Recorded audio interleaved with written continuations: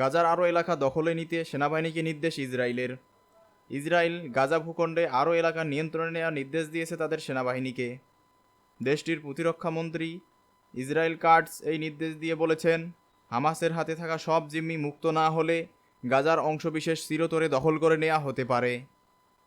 শুক্রবার এক বিবৃতিতে ইসরায়েলি প্রতিরক্ষামন্ত্রী জানান, জীবিত ও মৃত সব জিম্মি না ফেরা পর্যন্ত গাজার স্থল অভিযান আরও তীব্র হবে।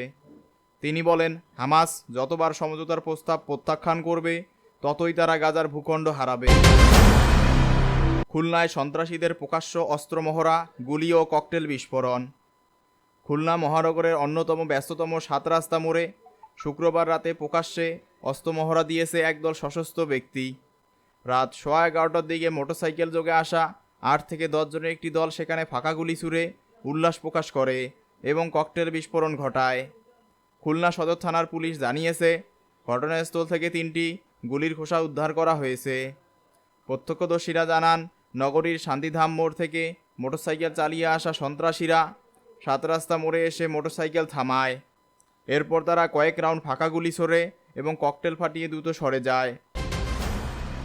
আওয়ামী লীগকে নির্বাচনের সুযোগ না দেওয়ার দাবি খেলাফত মজলিসের। আওয়ামী লীগকে বিচারের আগে নির্বাচনের সুযোগ না দেওয়ার ব্যাপারে জাতীয় ঐক্যমত্য কমিশনের কাছে এ দাবি জানিয়েছে খেলাফত মজলিস। শনিবার ২২ মার্চ সকালে জাতীয় সংসদের এলডি হলে জাতীয় ঐক্যমত্য কমিশনের সঙ্গে সংলাপ শেষে সাংবাদিকদের একথা জানান দলটির মহাসচিব ডক্টর আহমদ আব্দুল কাদের।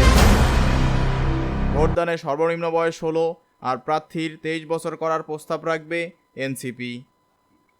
জাতীয় ঐক্যমত্য কমিশনের কাছে ভোট দেওয়ার সর্বনিম্ন বয়স ১৬ আর নির্বাচনে প্রার্থীর বয়স ২৩ বছর করার প্রস্তাব রাখবে জাতীয় নাগরিক পার্টি এনসিপি।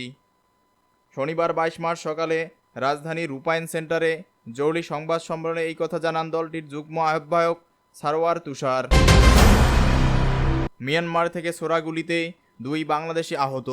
বান্দরবানের নাইখাংছড়ির তুমব্রু সীমান্তে মিয়ানমার থেকে ছোড়া গুলিতে ২ বাংলাদেশি আহত হয়েছে।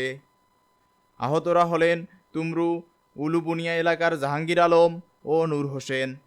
বান্দরবানের নাইখংছড়ির তুমব্রু সীমান্তে মিয়ানমার থেকে ছোড়া গুলিতে ২ বাংলাদেশি আহত হয়েছে। আহতরা হলেন তুমব্রু উলুবুনিয়া এলাকার জাহাঙ্গীর আলম ও নূর হোসেন।